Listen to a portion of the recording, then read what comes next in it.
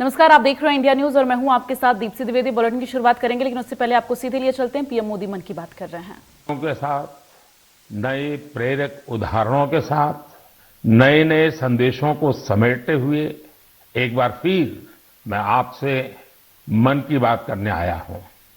जानते हैं, इस बार मुझे सबसे ज्यादा चिट्ठियां और संदेश किस विषय को लेकर मिली है।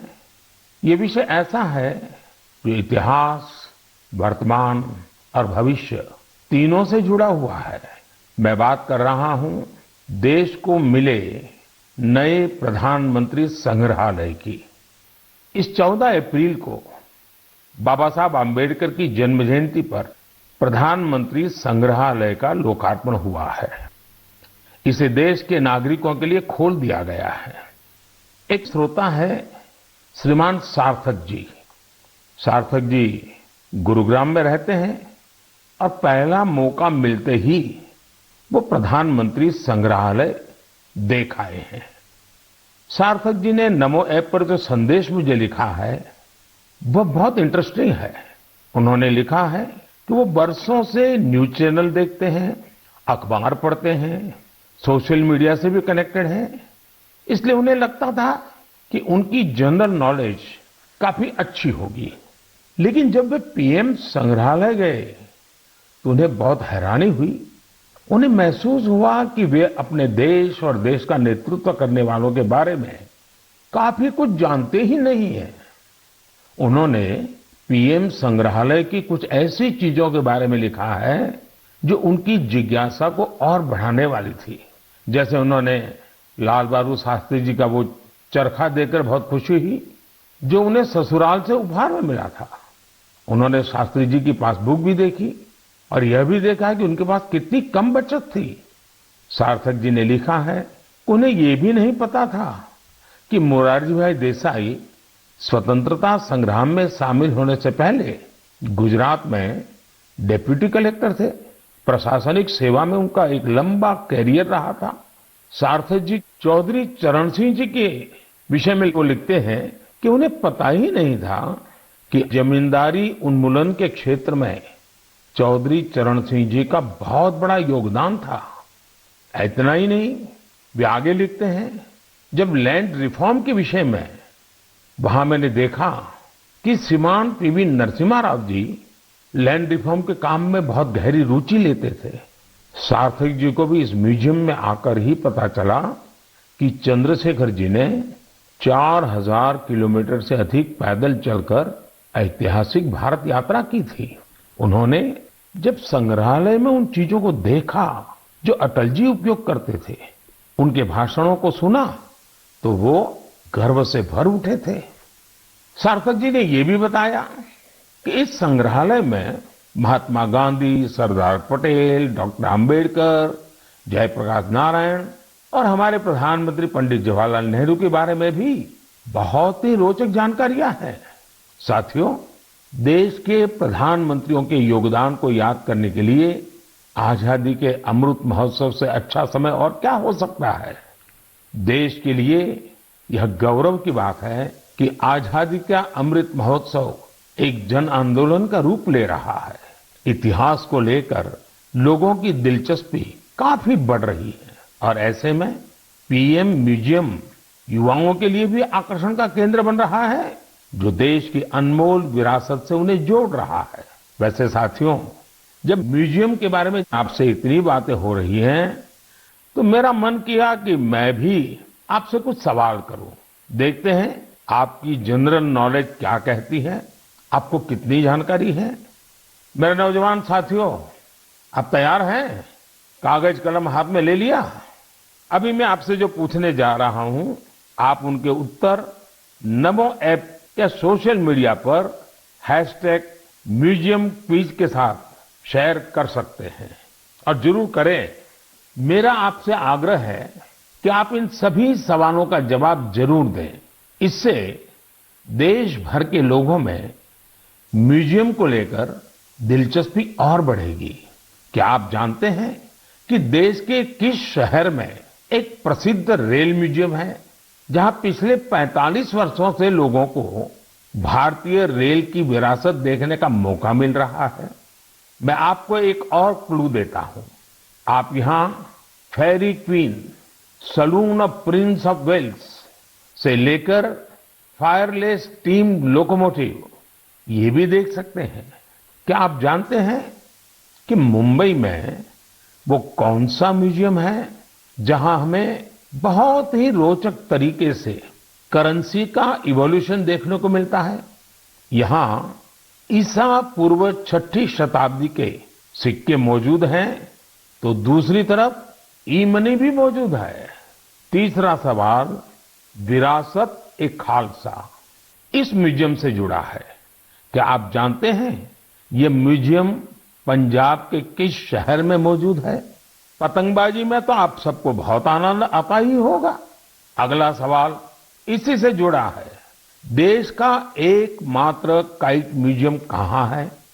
आइए मैं आपको क्लू देता हूं। यहां जो सबसे बड़ी पतंग रखी है उसका आकार 22 गुणा 16 फीट है। कुछ ध्यान आया? नहीं तो यही एक और चीज बताता हूं।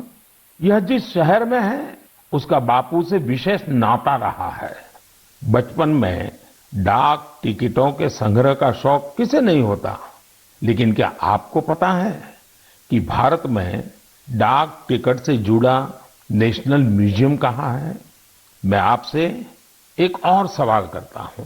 गुलशन महल नाम की इमारत में कौन सा म्यूजियम है? आपके लिए क्लू ये है कि इस म्यूजियम में आप फिल्म के डायरेक्टर भी बन सकते हैं, कैमरा एडिटिंग की बारीकियों को भी देख सकते हैं। अच्छा, क्या आप ऐसे किसी म्यूजियम के बारे में जानते हैं जो भारत की टेक्सटाइल से जुड़ी विरासत को सेलिब्रेट करता है? इस म्यूजियम में miniature paintings, Jain manuscripts, sculptures, बहुत कुछ है। ये अपने यूनिक डिस्प्ले के लिए भी जाना जाता है। साथियों, टेक्नोलॉजी के इस दौर में आपके लिए इनके उत्तर खोजना बहुत आसान है। ये प्रश्न मैंने इसलिए पूछे ताकि हमारी नई पीढ़ी में जिज्ञासा बढ़े, वो इनके बारे में और पढ़ें, इन्हें देखने जाएं। अब तो म्यूजियम्स के महत्व की वजह से कई लोग खुद आके आकर म्यूजियम्स के लिए काफी दान भी कर रहे हैं। बहुत से लोग अपने पुराने कलेक्शन को, ऐतिहासिक चीजों को भी म्यूजियम्स को दान कर रहे हैं। आप जब ऐसा करते हैं तो एक तरह से आप एक सांस्कृतिक पूंजी को पूरे समाज के साथ साझा करते हैं। भारत में भी लोग अब इसके लिए आगे आ रहे हैं। मैं ऐसे सभी निजी प्रयासों की भी सराहना करता हूं। आज बदलते हुए समय में और कोविड प्रोटोकॉल्स की वजह से संग्रहालयों में नए तौर तरीके अपनाने पर जोर दिया जा रहा है। म्यूजियम्स में डिजिटाइजेशन पर भी फोकस बढ़ा है। आप सब जानते हैं कि 18 मई को पूरी दुनिया में इंटरनेशनल म्यूजियम डे मनाया जाएगा।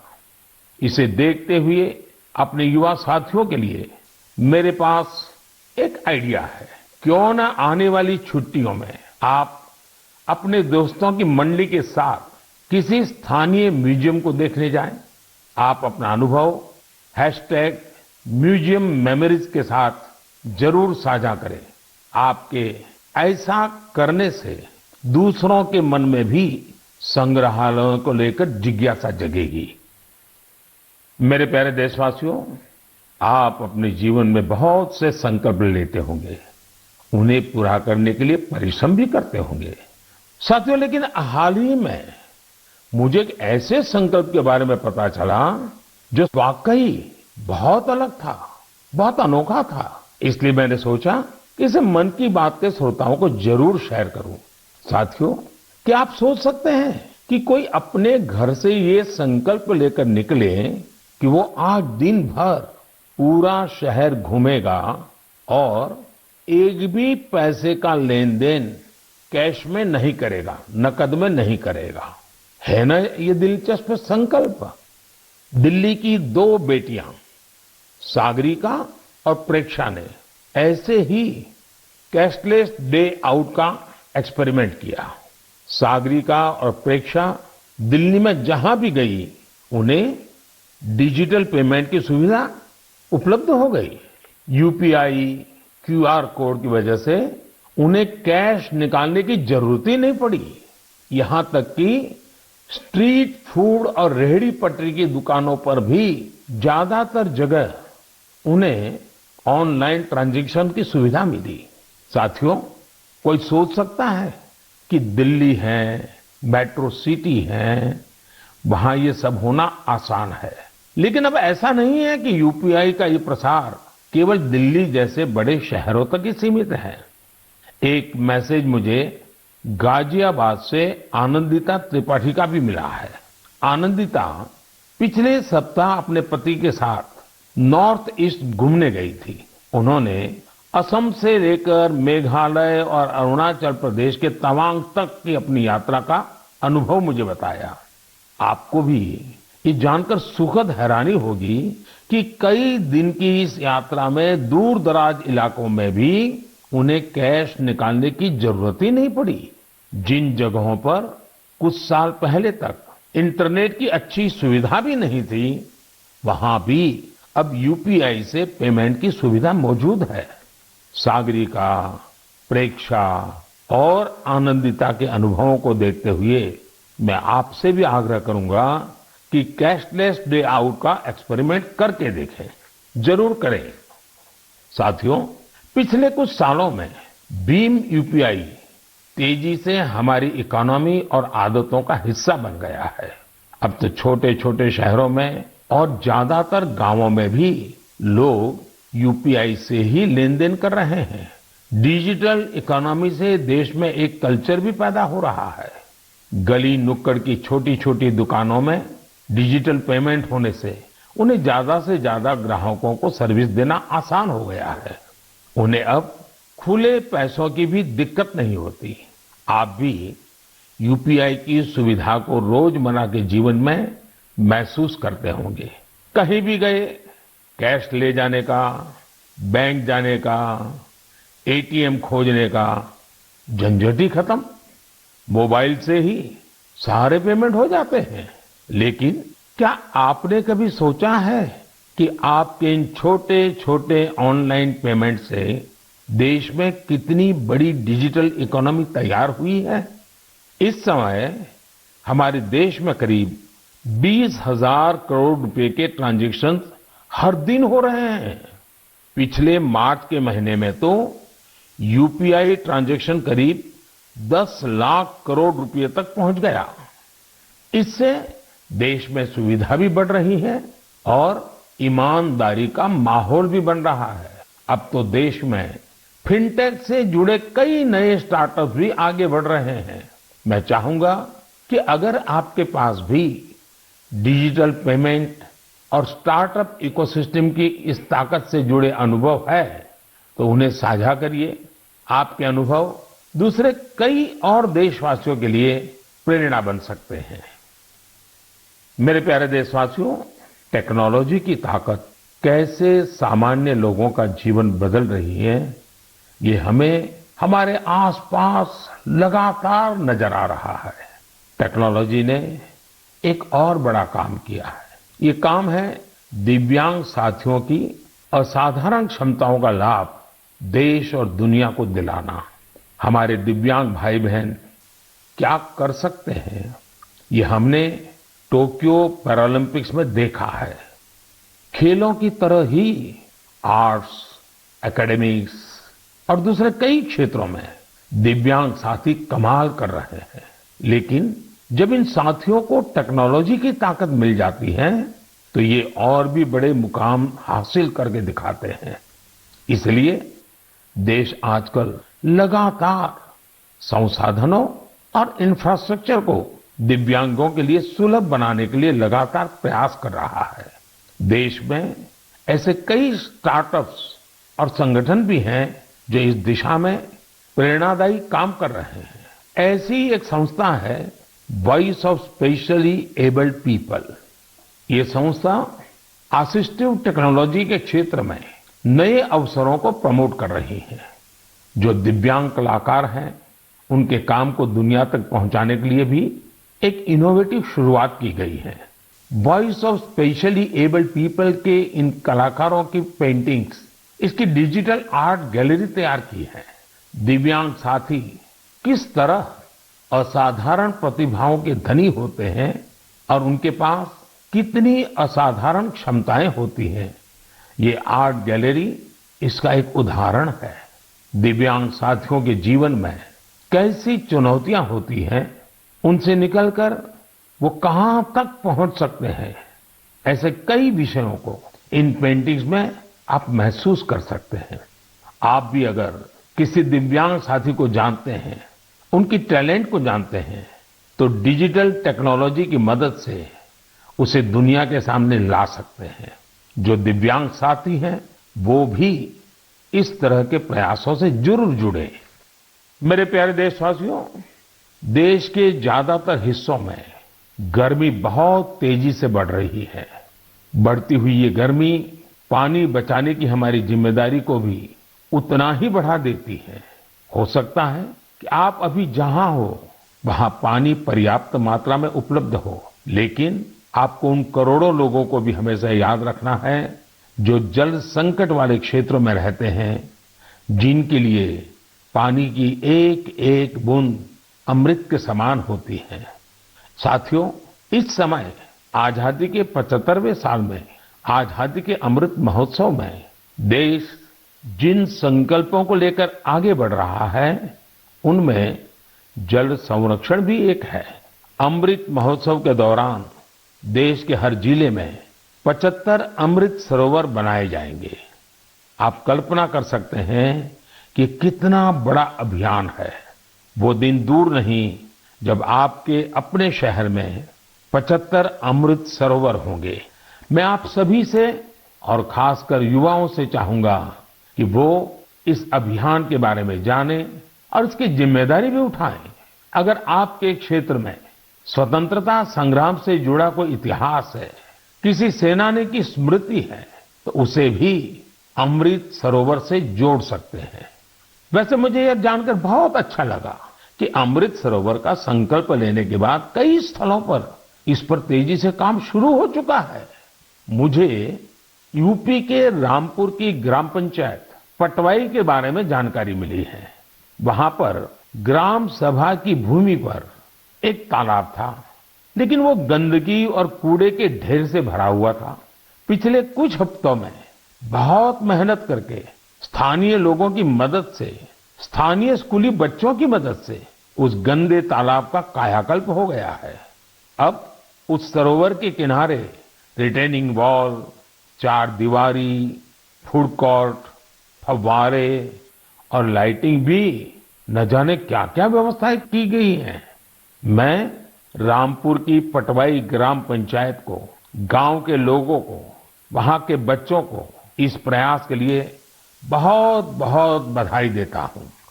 साथियों, पानी की उपलब्धता और पानी की किल्लत ये किसी भी देश की प्रगति और गति को निर्धारित करते हैं। आपने भी गौर किया होगा कि मन की बात में मैं स्वच्छता जैसे विषयों के साथ ही बार बार जल संरक्षण की बात जरूर करता हूं। हमारे तो ग्रंथों में स्पष्ट रूप से कहा गया है, पानीयम परमम लोके जीवानाम जीवनम समृतम, अर्थात संसार में जल ही हर एक जीव के जीवन का आधार है और जल ही सबसे बड़ा संसाधन भी है। इसलिए तो हमारे पूर्वजों ने जल संरक्षण के लिए इतना जोर दिया। वेदों से लेकर पुराणों तक हर जगह पानी बचाने को, तालाब, सरोवर आदि बनवाने को मनुष्य का सामाजिक और आध्यात्मिक कर्तव्य बताया गया है। वाल्मीकि रामायण में जल स्रोतों को जोड़ने पर, जल संरक्षण पर विशेष जोर दिया गया है। इसी तरह इतिहास के स्टूडेंट जानते होंगे, सिंधु, सरस्वती और हड़प्पा सभ्यता के दौरान भी भारत में पानी को लेकर कितनी विकसित इंजीनियरिंग होती थी। प्राचीन काल में कई शहर में जल स्रोतों का आपस में इंटरकनेक्टेड सिस्टम होता था। और ये वो समय था जब जनसंख्या उतनी नहीं थी, प्राकृतिक संसाधनों की किल्लत भी नहीं थी, एक प्रकार से विपुलता थी। फिर भी जल संरक्षण को लेकर तब जागरूकता बहुत ज्यादा थी। लेकिन आज स्थिति इसके उलट है। मेरा आप सभी से आग्रह है, आप अपने इलाके के ऐसे पुराने तालाबों, कुओं और सरोवरों के बारे में जानें। अमृत सरोवर अभियान की वजह से जल संरक्षण के साथ साथ आपके इलाके की पहचान भी बनेगी। इससे शहरों में, मोहल्लों में स्थानीय पर्यटन के स्थल भी विकसित होंगे। लोगों को घूमने फिरने की भी एक जगह मिलेगी। साथियों, जल से जुड़ा हर प्रयास हमारे कल से जुड़ा है। इसमें पूरे समाज की जिम्मेदारी होती है। इसके लिए सदियों से अलग अलग समाज, अलग अलग प्रयास लगातार करते आए हैं। जैसे कि कच्छ के रण की एक जनजाति मालधारी जल संरक्षण के लिए वृदास नाम का तरीका इस्तेमाल करती है।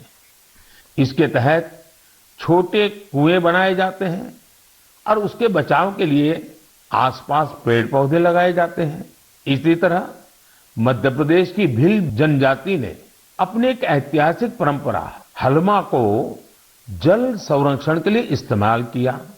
इस परंपरा के अंतर्गत इस जनजाति के लोग पानी से जुड़ी समस्याओं का उपाय ढूंढने के लिए एक जगह पर एकत्रित होते हैं। हलमा परंपरा से मिले सुझावों की वजह से इस क्षेत्र में पानी का संकट कम हुआ है और भूजल स्तर भी बढ़ रहा है। साथियों, ऐसे ही कर्तव्य का भाव अगर सबके मन में आ जाए तो जल संकट से जुड़ी बड़ी से बड़ी चुनौतियों का समाधान हो सकता है। आइए, आजादी के अमृत महोत्सव में हम जल संरक्षण और जीवन संरक्षण का संकल्प लें। हम बूंद बूंद जल बचाएंगे और हर एक जीवन बचाएंगे। मेरे प्यारे देशवासियों, आपने देखा होगा कि कुछ दिन पहले मैंने अपने युवा दोस्तों से, स्टूडेंट से परीक्षा पर चर्चा की थी। इस चर्चा के दौरान कुछ स्टूडेंट से कहा कि उन्हें एग्जाम में गणित से डर लगता है। इसी तरह की बात कई विद्यार्थियों ने मुझे अपने संदेश में भी भेजी थी। उस समय ही मैंने ये तय किया था कि गणित, मैथमेटिक्स पर मैं इस बार के मन की बात में जरूर चर्चा करूंगा। साथियों, गणित तो ऐसा विषय है जिसे लेकर हम भारतीयों को सबसे ज्यादा सहज होना चाहिए। आखिर गणित को लेकर पूरी दुनिया के लिए सबसे ज्यादा शोध और योगदान भारत के लोगों ने ही तो दिया है। शून्य यानी जीरो की खोज और उसके महत्व के बारे में आपने खूब सुना भी होगा। अक्सर आप ये भी सुनते होंगे कि अगर जीरो की खोज न होती तो शायद हम दुनिया की इतनी वैज्ञानिक प्रगति भी न देख पाते। कैलकुलस से लेकर कंप्यूटर्स तक ये सारे वैज्ञानिक आविष्कार जीरो पर ही तो आधारित हैं। भारत के गणितज्ञों और विद्वानों ने यहां तक लिखा है कि यत् किंचित वस्तु तत्सर्वम, यत् किंचित वस्तु तत्सर्वम गणितेन बिना नहीं, गणितेन बिना नहीं। अर्थात इस पूरे ब्रह्मांड में जो कुछ भी है वो सब कुछ गणित पर ही आधारित है। आप विज्ञान की पढ़ाई को याद करिए तो इसका मतलब आपको समझ आ जाएगा। विज्ञान का हर प्रिंसिपल एक मैथमेटिकल फॉर्मूला में ही तो व्यक्त किया जाता है। न्यूटन के लॉज हो, आइंस्टाइन का फेमस इक्वेशन, ब्रह्मांड से जुड़ा सारा विज्ञान एक गणित ही तो है। अब तो वैज्ञानिक भी थियरी ऑफ एवरीथिंग की चर्चा करते हैं, यानी एक ऐसा सिंगल फॉर्मूला जिससे ब्रह्मांड की हर चीज को अभिव्यक्त किया जा सके। गणित के सहारे वैज्ञानिक समझ के इतने विस्तार की कल्पना हमारे ऋषियों ने हमेशा से की है। हमने अगर शून्य का आविष्कार किया तो साथ ही अनंत यानी इन्फिनिट को भी एक्सप्रेस किया है। सामान्य बोलचाल में जब हम संख्याओं और नंबर्स की बात करते हैं तो मिलियन, बिलियन और ट्रिलियन तक बोलते और सोचते हैं, लेकिन वेदों में और भारतीय गणित में ये गणना बहुत आगे तक जाती है। हमारे यहाँ एक बहुत पुराना श्लोक प्रचलित है, एकम दशम शतम चैव सहस्त्रम अयुतम तथा लक्षम च न्यूतम चैव कोटि ही अर्बुदम एव च वृंदम खर्वो निखर्व च शंख पद्म च सागर अंत्यम मध्यम परार्ध च 10 वृद्धा यथाक्रमम। इस श्लोक में संख्याओं का ऑर्डर बताया गया है, जैसे कि 1, 10, 100, 1000 और अयूत, लाख, नियूत और कोटि यानी करोड़। इसी तरह ये संख्या जाती है शंख, पद्म और सागर तक। एक सागर का अर्थ होता है कि 10 की पावर 57। यही नहीं, इसके आगे भी ओग और महोग जैसी संख्याएं होती हैं। एक महोग होता है 10 की पावर 62 के बराबर, यानी एक के आगे 62 शून्य, 62 जीरो। हम इतनी बड़ी संख्या की कल्पना भी दिमाग में करते हैं तो मुश्किल होती है, लेकिन भारतीय गणित में इनका प्रयोग हजारों सालों से होता आ रहा है। अभी कुछ दिन पहले मुझसे इंटेल कंपनी के सीईओ मिले थे। उन्होंने मुझे एक पेंटिंग दी थी, उसमें भी वामन अवतार के जरिए गणना या माप की ऐसी ही एक भारतीय पद्धति का चित्रण किया गया था। इंटेल का नाम आया तो कंप्यूटर आपके दिमाग में अपने आप आ गया होगा। कंप्यूटर की भाषा में आपने बाइनरी सिस्टम के बारे में भी सुना होगा, लेकिन क्या आपको पता है कि हमारे देश में आचार्य पिंगला जैसे ऋषि हुए थे जिन्होंने बाइनरी की कल्पना की थी। इसी तरह आर्यभट्ट से लेकर के रामानुजन जैसे गणितज्ञों तक गणित के कितने ही सिद्धांतों पर हमारे यहाँ काम हुआ है। साथियों, हम भारतीयों के लिए गणित कभी मुश्किल विषय नहीं रहा। इसका एक बड़ा कारण हमारी वैदिक गणित भी है। आधुनिक काल में वैदिक गणित का श्रेय जाता है श्री भारती कृष्ण तीर्थ जी महाराज को। उन्होंने कैलकुलेशन के प्राचीन तरीकों को रिवाइव किया और उसे वैदिक गणित नाम दिया। वैदिक गणित की सबसे खास बात यह थी कि इसके जरिए आप कठिन से कठिन गणनाएं पलक झपकते ही मन में ही कर सकते हैं। आजकल तो सोशल मीडिया पर वैदिक गणित सीखने और सिखाने वाले ऐसे कई युवाओं के वीडियोस भी आपने देखे होंगे। साथियों, आज मन की बात में वैदिक गणित से एक ऐसे ही साथी हमारे साथ भी जुड़ रहे हैं।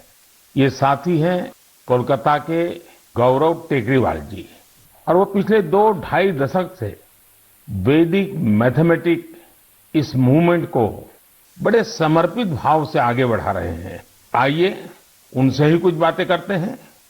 गौरव जी, नमस्ते। नमस्ते सर। मैंने सुना है कि आप वैदिक मैथ्स के लिए काफी रुचि रखते हैं, बहुत कुछ करते हैं। तो पहले तो मैं आपके विषय में कुछ जानना चाहूंगा और बाद में इस विषय में आपकी रुचि कैसे है, जरा मुझे बताइए। सर, मैं 20 साल पहले जब बिजनेस स्कूल के लिए अप्लाई कर रहा था तो उसकी कॉम्पिटिटिव एग्जाम होती थी, जिसका नाम है कैट। उसमें बहुत सारे गणित के सवाल आते थे जिसको कम समय में करना पड़ता था। तो मेरी माँ ने मुझे एक बुक लाकर दिया जिसका नाम था वैदिक गणित। स्वामी श्री भारती कृष्ण तीर्थ जी महाराज ने वो बुक लिखी थी और उसमें उन्होंने 16 सूत्र दिए थे जिसमें गणित बहुत ही सरल और बहुत ही तेज हो जाता था। जब मैंने वो पढ़ा तो मुझे बहुत प्रेरणा मिली और फिर मेरी रुचि जागृत हुई मैथमेटिक्स में। मुझे समझ में आया कि ये सब्जेक्ट जो भारत की देन है, जो हमारी धरोहर है, उसको विश्व के कोने कोने में पहुंचाया जा सकता है।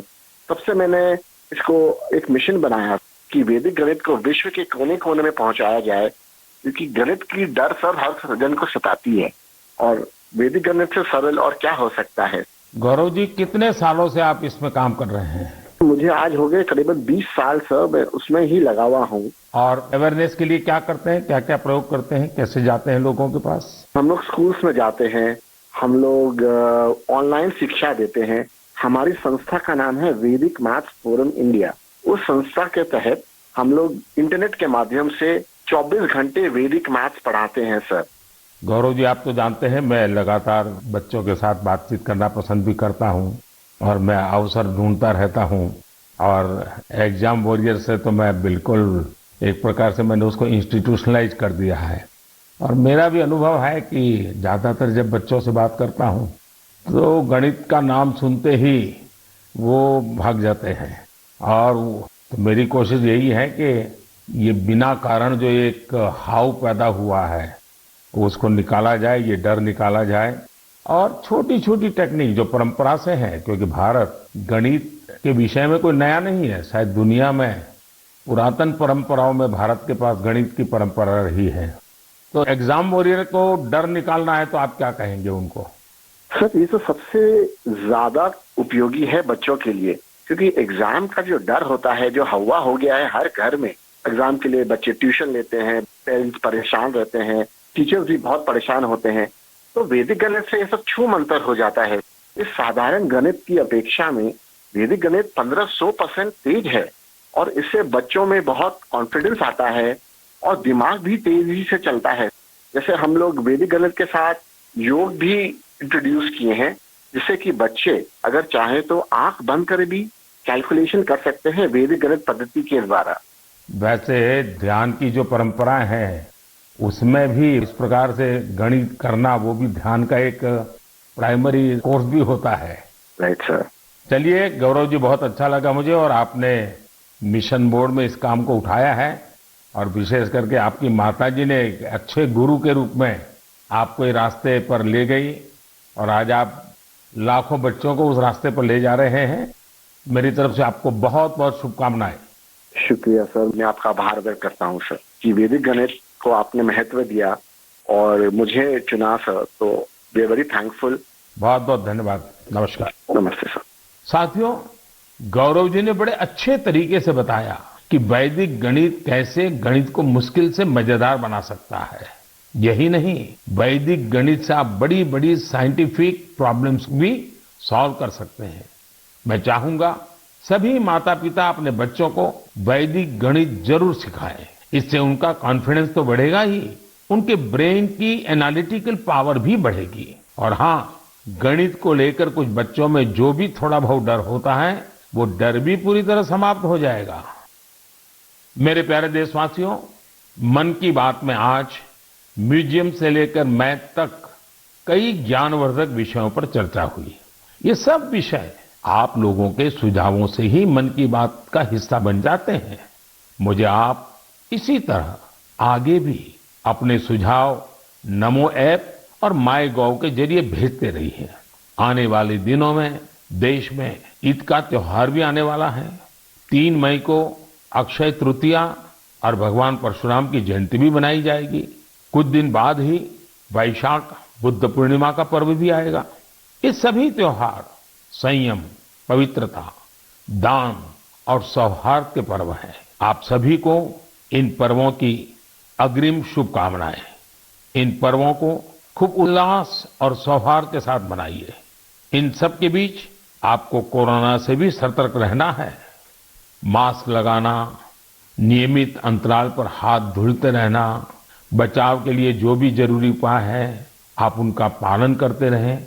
अगली बार मन की बात में हम फिर मिलेंगे और आपके भेजे गए कुछ और नए विषयों पर चर्चा करेंगे। तब तक के लिए विदा लेते हैं। बहुत बहुत धन्यवाद। आप पीएम मोदी को सुन रहे थे। मन की बात के 88वें संस्करण